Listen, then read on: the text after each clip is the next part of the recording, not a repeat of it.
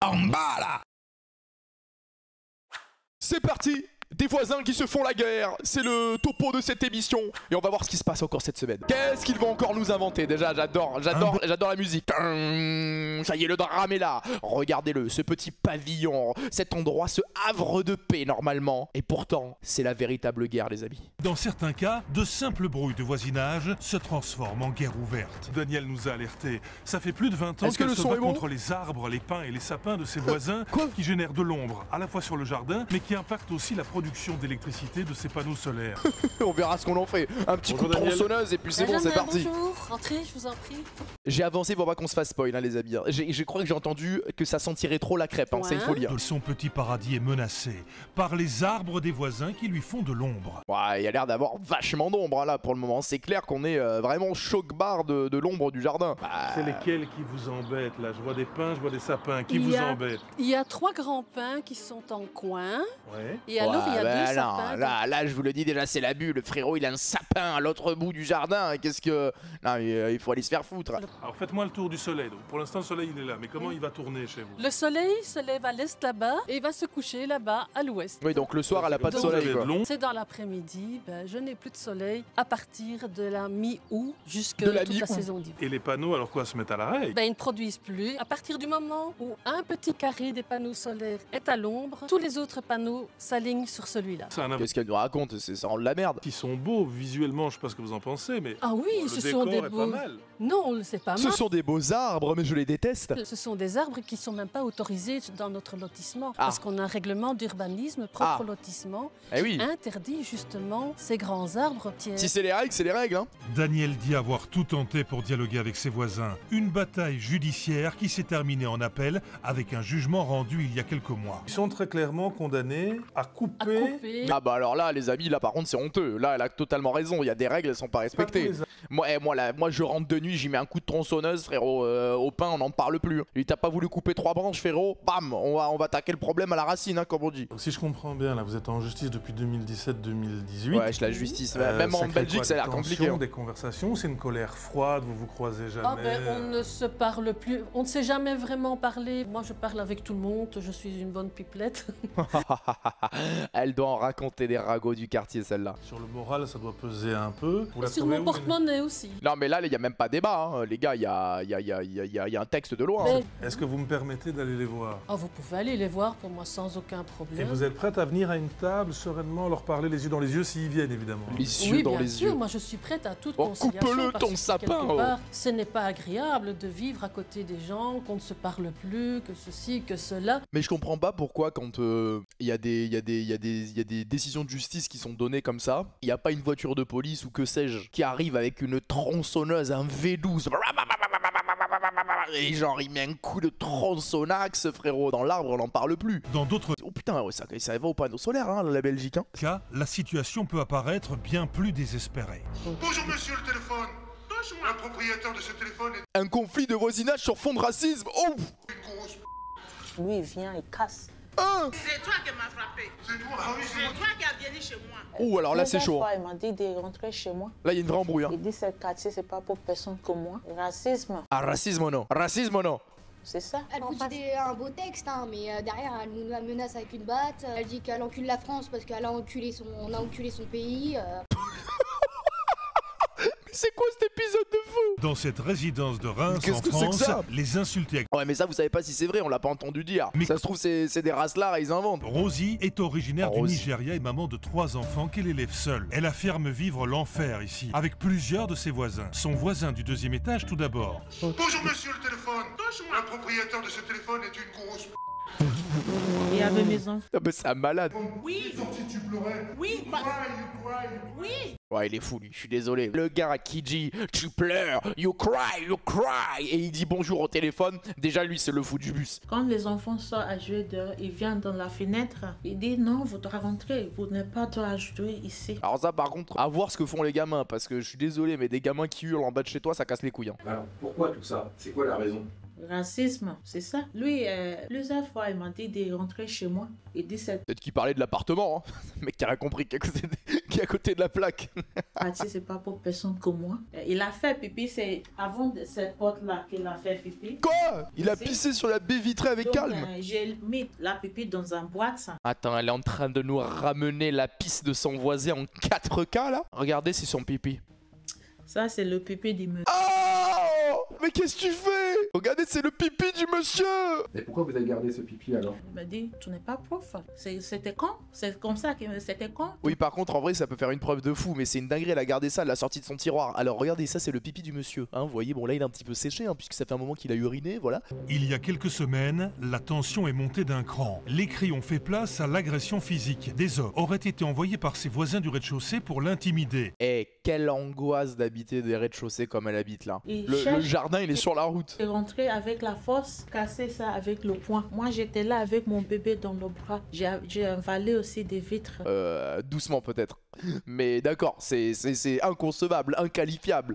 Et les enfants de Rosie aussi sont traumatisés par ces agressions à répétition. Ils sont là, frérot, il est en train de jouer la Nintendo Switch, il y a un mec qui l'a brisé en 8 sa baie vitrée, normal. Mais tout le temps, nous embêter, dire qu'on fait du bruit alors que je crois pas qu'on faisait du bruit. Tu as eu peur quand ils ont cassé la fenêtre, c'est ça? Bah oui, il est traumatisé le pauvre. Bonjour. Nous sommes journalistes, nous faisons un reportage sur les problèmes de voisinage qu'il y a lieu ici. Rien à dire? Rien à dire. Selon ces deux femmes, la responsable de cette mauvaise entente entre voisins, ce serait Rosie. Mais qui dit vrai? Il y a quand même beaucoup plus de charges accablantes de l'autre côté. Hein. Ces deux voisines du rez-de-chaussée ont déposé plainte contre Rosie. Ah oui, quand même. Elle est aujourd'hui convoquée au tribunal pour un rappel à l'ordre. Elle a pas rien fait non plus, Rosie. Mais bon, après, si elle subit des trucs aussi, au bout d'un moment, tu réponds, c'est normal. Il y a quelques mois, sa voisine du rez-de-chaussée a porté plainte la première pour coups et blessures. Elle a porté plainte contre de moi que moi je l'ai agressée. Ça, c'était pas vrai. Elle vient d'apprendre qu'elle va devoir verser 150 € de dommages et intérêts. Elle a quand même dû la fracasser. J'ai dit non, j'accepte pas ça. Je suis pas la coupable. Je préfère aller devant le tribunal, devant le juge, avec toutes les preuves que j'ai, toutes les agressions que j'ai subies, les insultes racistes. Ça, c'est pas juste. Par contre, en vrai de vrai, si elle subit vraiment tout ce qu'elle dit et qu'elle va au tribunal et qu'elle prend 150 balles de dommages et intérêts, c'est une folie en vrai. Quoi qu'il en soit, Rosie ne quittera jamais son appartement. Derrière ce mur, le cimetière dans lequel est enterrée l'une de ses filles décédée d'une maladie. Et elle veut rester près d'elle.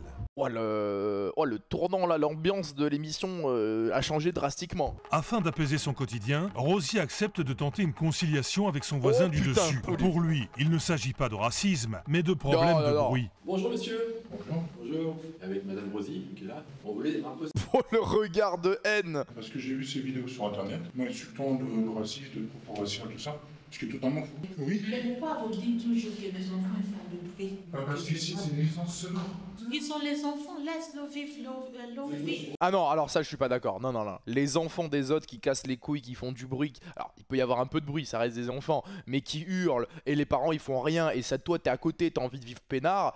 Toi t'as pas choisi de faire des gosses, c'est pas pour que les gosses des autres ils te hurlent dans les oreilles toute la journée. Donc ça je suis pas d'accord du tout. J'ai être franc avec vous, je suis venu sonner une fois chez madame à 11h du soir, parce qu'il y avait des bruits, des bam. Ah oui, carrément. Je joue à quoi? Moi j'ai vu une vidéo où vous venez vous la traitez de sale. Oui, complètement, oui. Pourquoi? Ah, comment il a dit ça avec calme? Oui, complètement, je l'insultais, ouais, de sale pute, oui, complètement, oui. Je te laisse vivre. Je t'ai jamais empêché de vivre, hein, quoi qu'il arrive. Mais derrière ça, j'ai jamais dit avoir eu des propos racistes, parler de ta couleur ou quoi que ce soit, non, jamais. Un début de reprise de dialogue, l'avenir nous le dira. Rosie n'espère qu'une chose, pouvoir profiter de son appartement et de ses enfants en toute quiétude.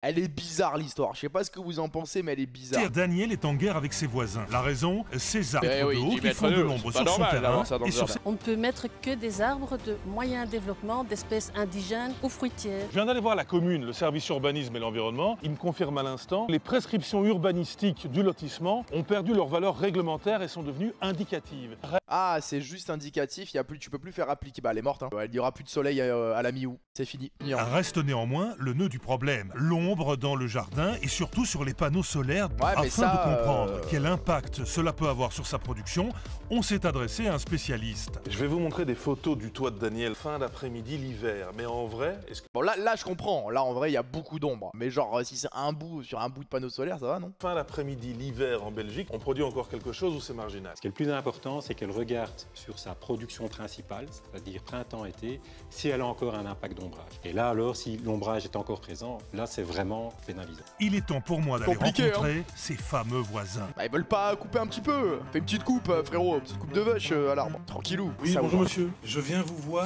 pour voir si on peut un petit peu parler du problème d'arbres, d'ombre. Vous auriez 2 secondes?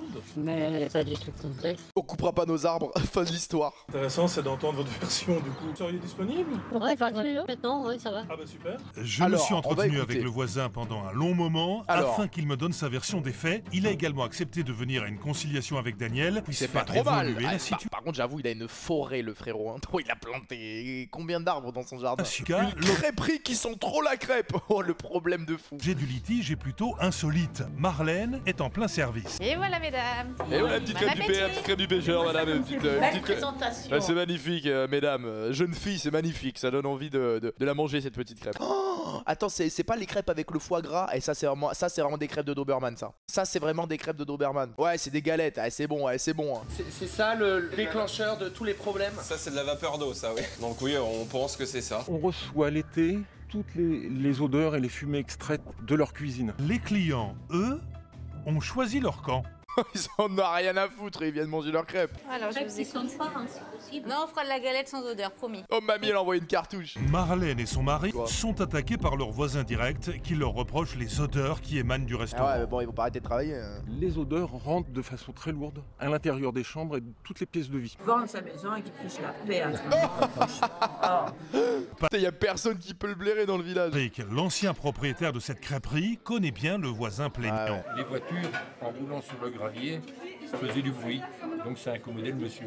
Ouais, voilà, bah c'est bon, on a compris, hein. C'est un relou, c'est un casse-couille les gars. Pour apaiser leurs voisins, les restaurateurs ont pourtant investi dans une hotte ultra moderne. Vu qu'on l'a changé après, c'était une question de bruit, c'était encore une question d'odeur. Qu'on aura beau satisfaire toutes ces demandes, oui, en fait, il veut que tu vendes la crêperie et que tu te casses quoi. Une affaire qui leur fait perdre beaucoup d'argent et beaucoup d'énergie. Leur voisin, un Parisien à la retraite, possède cette résidence secondaire. Allez voilà, un Parisien à la retraite. Et voilà, toujours vous les Parisiens, bande d'aigris que vous êtes, c'est pas possible ça. En fait, il nous a dit clairement devant le conciliateur que lui voulait la fermeture de l'établissement. Nous, on a fait beaucoup d'efforts de notre côté. Et lui, il en a fait zéro. On attendait un minimum du sien. On vous cache pas, on passe nos bénéfices à faire les travaux pour le bien-être de notre voisin. Et aujourd'hui, stop, on en a marre. Quelque part, au début, on avait un peu de peur. Après, c'est de l'agacement. Et là, après, ça devient de l'énervement. La haine.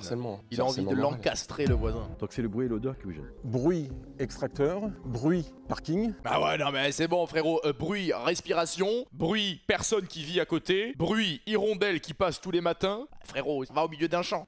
Plus dur encore pour lui et sa famille, les critiques qu'ils subissent depuis des mois. Et ils viennent nous ennuyer, ils se plaignent des parfums de crêpes, qu'ils retournent chez eux. Mais avec un fond quand même de xénophobie. Hein. Ah carrément. En pleine réunion de conciliation, ils m'ont dit vendez votre maison, partez et laissez-nous travailler tranquille. Je n'ai jamais demandé la fermeture totale du restaurant. Même si tu l'aimerais bien. Non mais le vrai problème c'est qu'ils ont accepté la transformation de cette maison en restaurant, ça aurait jamais dû arriver. Les tensions entre les deux clans ne sont pas prêtes de s'apaiser. L'histoire de la crêpe qui sent n'en est qu'à ses débuts. Parfois, les conflits de voisinage sont les squatteurs. Il en fait ses affaires. En France, cet homme en a d'ailleurs fait son métier. Yann Collet a été appelé aujourd'hui car une famille aurait... Cet extrait, il a tourné, je crois, sur Twitter. Domicile illégalement dans une habitation. C'est des hurlements intempestifs. On en a marre, c'est pas possible. Non mais les mecs ils squattent et en plus ils respectent pas. Mais vraiment les squatteurs, ça c'est un truc en France je comprends pas. Comment on peut squatter, c'est ni plus ni moins que du vol et ne pas être expulsé?